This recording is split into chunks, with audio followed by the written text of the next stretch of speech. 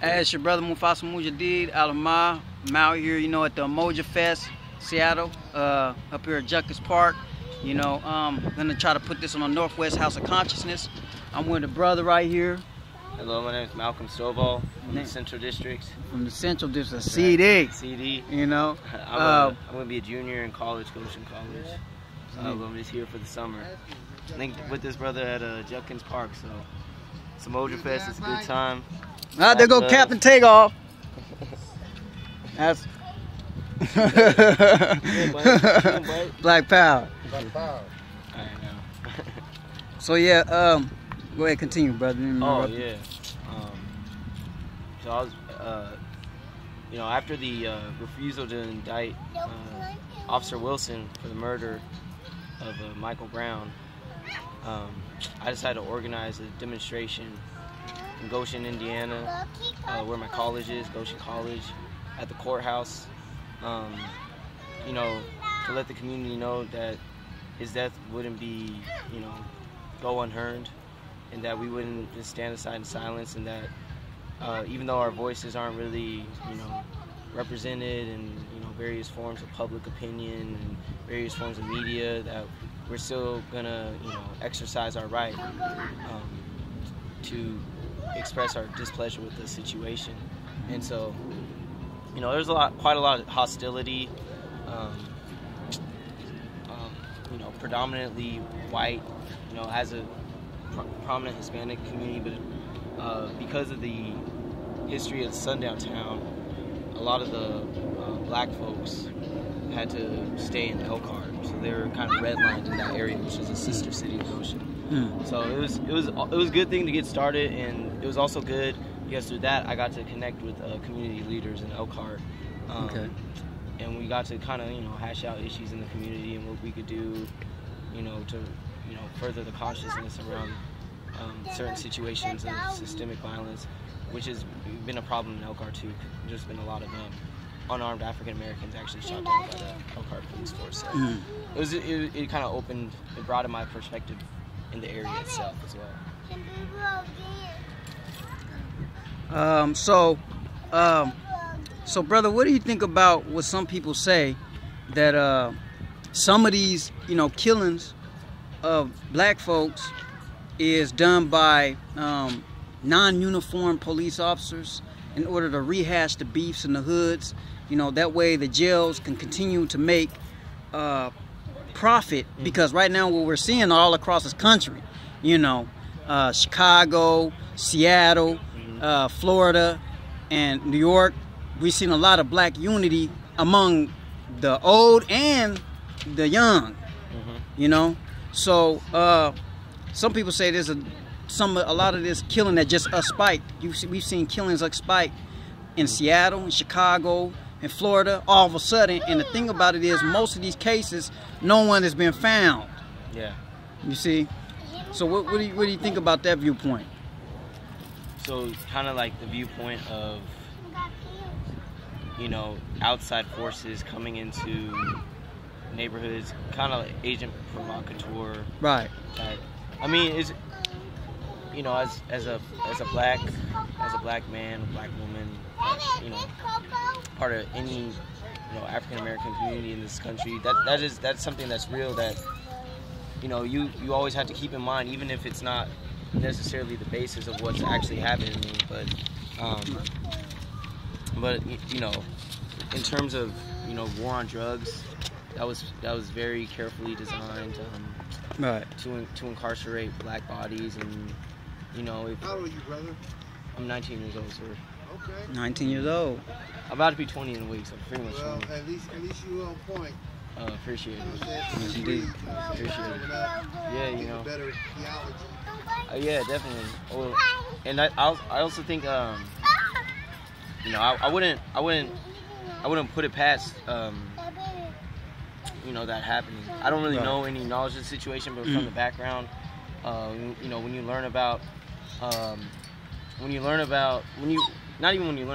you observe, you know, a group like the KKK, who has been known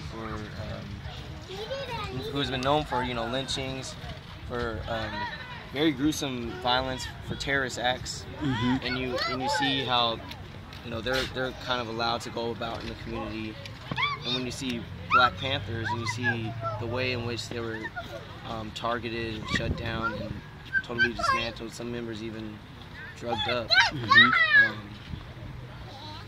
It's hard to trust a lot of outside sources that are coming in, and so you know, it makes you critical of a lot of things, and you know a lot of this talk, you know, people like to tone it down and, you know, say oh, it's a conspiracy theory, but you know, why is there a conspiracy in the first place? Right. Well, you know, it's like, you know, what I say, bro, it's like what I tell people all the time. Conspire means people getting together and just doing something in an organized format. So when you go to a basketball game, that's conspiracy. When you go to the president elections, that's conspiracy. You know, everyone conspires to do something in life. Exactly. So now, with the Black population being the highest incarceration rate, right? They have to keep that incarceration up because you got private prisons being built. Yeah, I mean. Okay, so there's money, and when we first got brung over here, our ancestors got brung over here. Besides the Black indigenous people that were already here, Africans that came over here, slaves, those two mixed. But the thing was, we was both brought over here on an economic base. They hated us by race, but they utilized it in an economic format. So what makes them think that it would change from here to now, when the only question I would have to ask somebody is, what date can anybody tell us when white supremacy got out of government, got out of power in this country? When did we take them out of power? It's never taken out of power, because the fact is, even when we talk along the basis of race is a construct that was created for the superiority of whiteness and whiteness as an entity. And that's very important to protect in this country, because if you think about it, even if you boil it down, a poor white person has more in common with a poor Black person. I would say, in terms of an economic basis, but you see you know, right-wing campaigns and you know, different outlets swaying public opinion so that, you know, they are poor, but at least they're not this. At least they are poor and white, but at least they're not a nigger. You know, at least you know, they are poor and white, but you know, at least they don't have this view or this idea. Right. They would prefer them rather than us. Exactly. Right. So they choose whiteness. Right. Yeah. Which is, you know, it's kind of hard to believe, because because at the end of the day, they do, you know, majority of white folks, whiteness is privilege in this society. Whiteness is also fragility in this society. I would say I could go on more about that, but at the end of the day, you know, it's really the elite whites that are winning, and that's what that's why they want to uphold white supremacy, because it fits into their agenda. So there's levels to white supremacy. That's good put. That's very good put. So before we clicked it on, but you were talking about private prisons. Private prisons, yeah. You know, private prisons is just. I got a chance to see Michelle Alexander speak about 45 minutes from my college at St. Mary's College. I think it's college, all girls school in South Bend, Indiana. And she wrote the book The New Jim Crow, and pretty much what she's talking about like different racialized caste systems and how they've been redesigned. So in essence, you know, when you're, you know, private prison companies, they got stock on Wall Street. And in essence, each prisoner that fills that cell, that's a stock you could get on the stock market. So that's the economic basis of it. Bond chattel slavery was a form of slavery unseen at any point in history. It was unique to the transatlantic slave trade. It was unique to the slavery practice in the Americas. So it was deeply embedded in the capitalist economic system that we use, and a lot of times people try to argue, they try to separate our political and our economic systems, where those two things are inextricably linked. Right. So that's our foreign policy is based off the premise that that we need to gain economic advantage wherever we go in the world. If we get into a war, it's because of economics. Hey, sit down. Sit. What are you doing? Sorry. So that's a very, I think that's a very important distinction, and yeah, so these private prison companies are also subsidized. Break that down for a person that may not know what subsidized is. So subsidized is when you get a certain amount of money, whether it's from local governments, whether it's from federal governments, to build a prison in so say a small town. Say we're in like small town Louisiana. This town has a struggling economy. A lot of times these towns are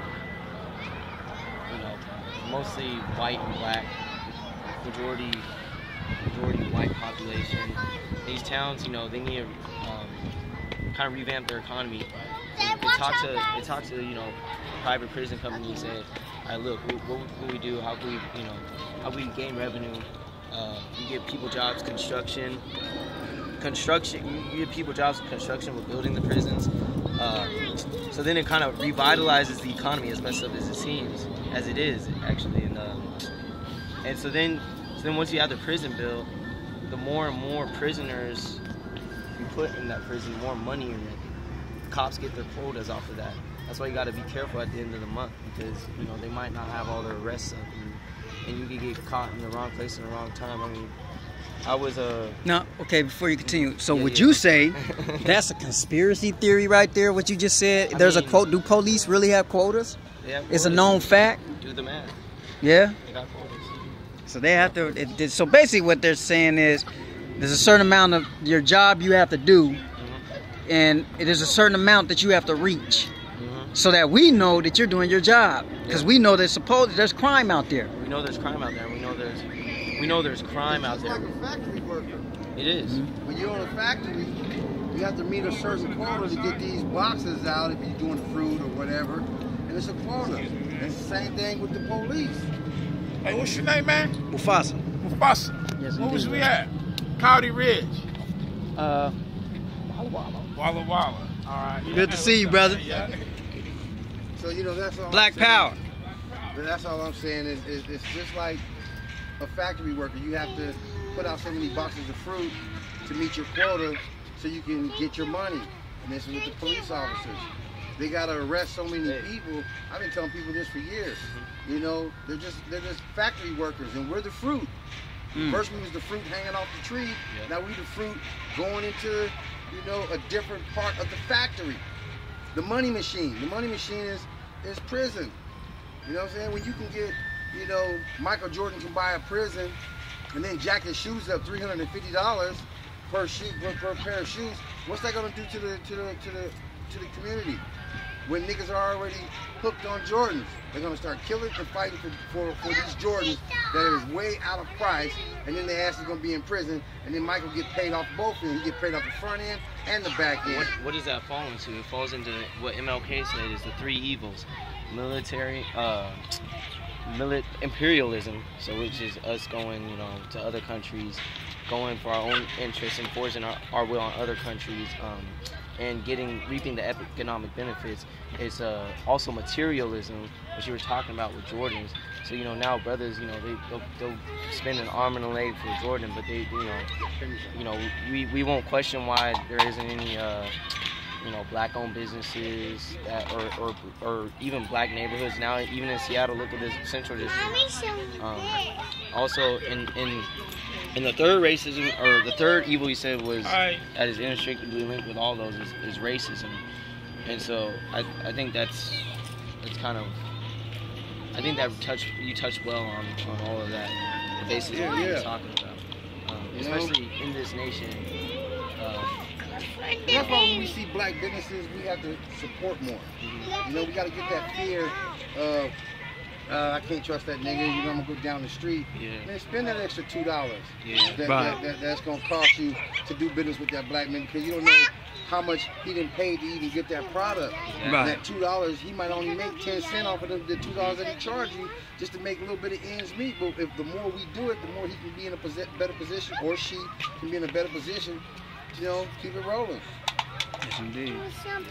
So ever since basically, like all this ties into the fact that we got divisions. We got the white Aryans, or what they want to call themselves, white Aryans, well, actually, Nordics. Actually, Aryans is an improper term. Improper. Aryans come from a mountain. It's in reference to a mountain range in India. India.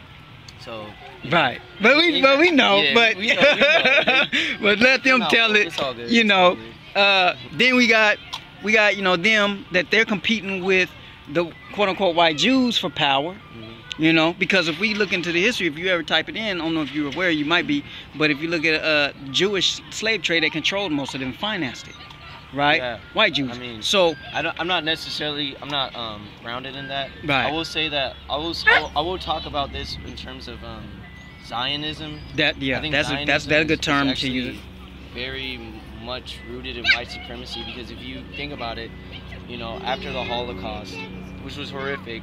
But after the Holocaust, you know, the Rothschilds got to annex this land, you know, strip of land, and so the people who were displaced were brown people, Palestinians, who were there for thousands of years before that. Actually, most of the Jewish people that moved to the new state of Israel as of 1948 were actually convert Baltic Jews. And their ancestors actually did not inhabit that land as much as, you know, as it's skewed and painted. But you know, they get mad when you say that, right? So I mean, they say you're being discriminative. I say how it is. I'm not discriminative. I don't believe I'm discriminatory. I just believe that it's you state the facts. Yeah, I believe there's a component in white supremacy and Zionism that people just plain. Either they don't know or they choose to simply ignore. Yeah. They don't want to believe that. But I mean, but actually, there are, you know, back in history, there are, you know, Jews with darker skin. Think about it. The 12 tribes that split up. There was one in Uganda during Idi Amin's reign, and they had been linked back to the 12 tribes split. They've been linked back to the what is it? 12 tribes of Judah. And actually Israel, and then one of them is actually a Judah. special ops in Israel, an Israeli special ops. They knew it, and you know, they sent a secret covert, you know, group, kind of like a Navy SEALs type thing, to get that group out. So there is truth and relevance to, you know, to that as well, and kind of like I think that's all I really have to say. But there is truth and relevance to that as well. I think contemporary Zionism, there's a lot of nasty white supremacy in it. Right. Is there anything you'd like to add to that?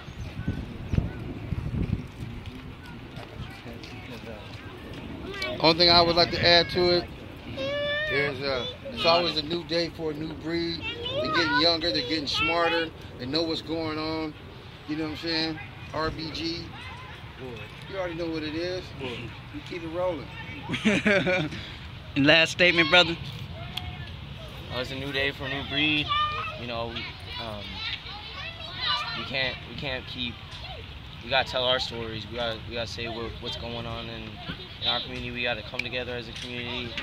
You know, we gotta pay attention. We gotta listen, and we gotta learn the lessons of, you know, Malcolm taught us, that Martin Luther King taught us. And we gotta keep moving forward and keep and make sure that we have unity amongst each other. Because once we have unity amongst each other, it's gonna be really hard for any entity to break us down. So let's work on that unity. Let's forget about, you know, all the self-hate that really drives us to do the ignorant things we do to each other, and Not fall for the trap. Not fall for the trap. And you know, Right. and that trap, you know, is going to be used against us. Even though what we do to each other can't compare Right. to what we've been through, how we've been enslaved, how we've been, you know, suppressed in whatever system, bond chattel slavery, black codes, Jim Crow system, now the private industrial prison complex. But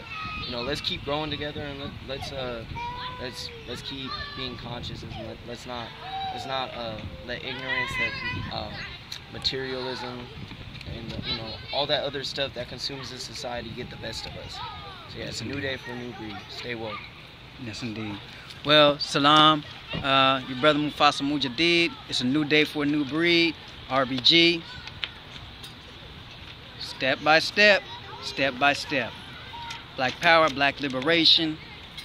Keep your mind awoke and watch out for those who set traps. Peace.